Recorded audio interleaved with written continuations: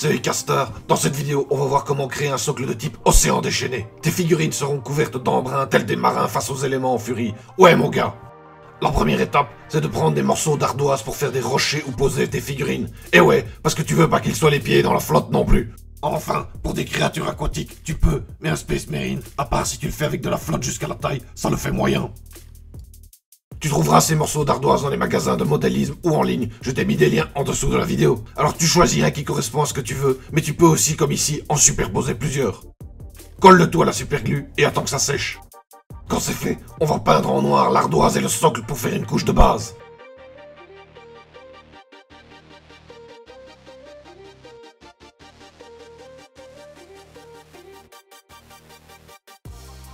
Et puis là, une double alternative s'offre à ton choix.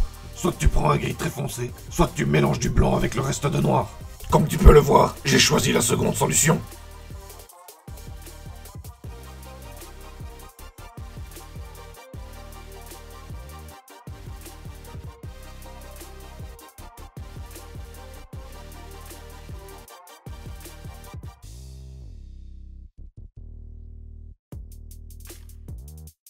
Et ajoute du pigment ardoise gris clair pour donner l'air poussiéreux de la pierre. C'est plus réaliste.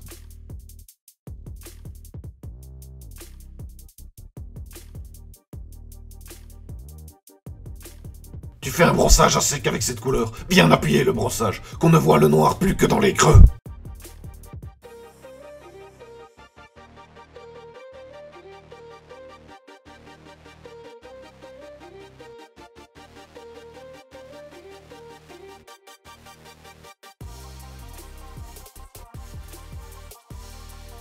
Rajoute un peu de blanc au mélange pour faire un gris plus clair et refais un brossage à sec plus léger pour éclaircir un rien.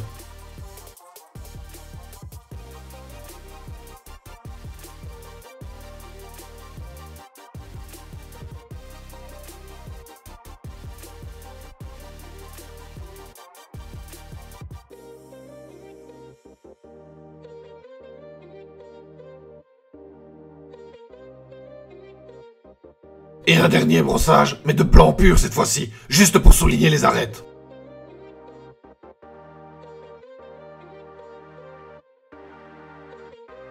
On va maintenant s'occuper de la partie haut de notre socle, et on va faire un mélange dans le frais pour gagner du temps et bien fondre les couleurs.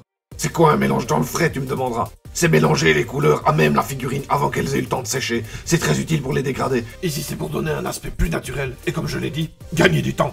Commence par du Contour Blue, c'est la couche de base.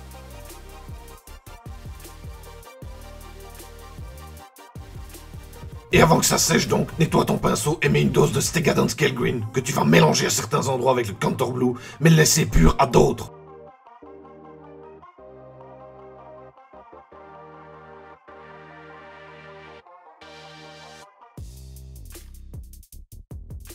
Puis tu fais la même chose avec du Harriman Blue, mais en nettement plus petite quantité parce qu'il est très flashy.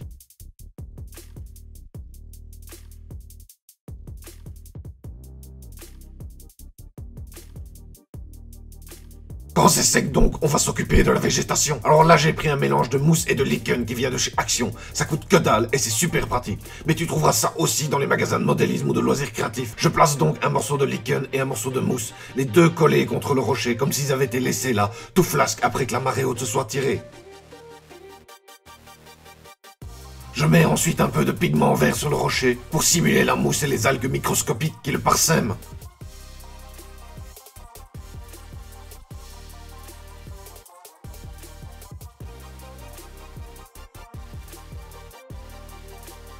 Et puis pour donner l'aspect humide de la roche, je la recouvre de vernis brillant. Truc de pro, quand tu auras collé ta figurine dessus, mais aussi du vernis brillant sur ses pieds, comme s'ils étaient trempés d'avoir marché dans la flotte, ça l'ancrera encore plus dans le socle.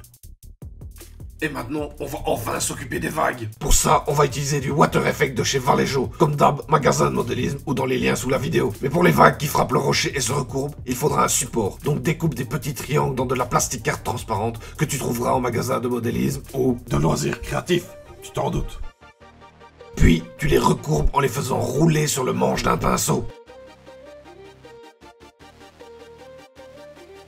Et colle-les à la base du rocher.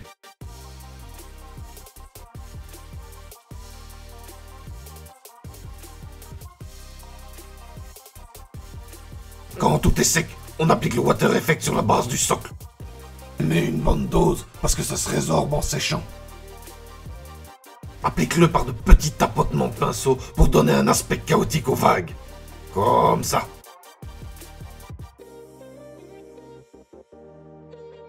Pour la plasticarde, recouvre-la bien de manière à ce qu'on ne voit plus le plastique sous-jacent.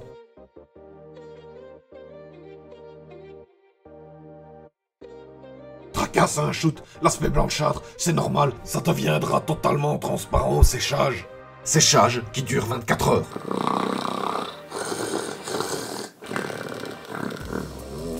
Les 2 dernières étapes, c'est de faire un brossage à sec de blanc sur le dessus des vagues pour simuler l'écume et de peindre le bord du socle en noir.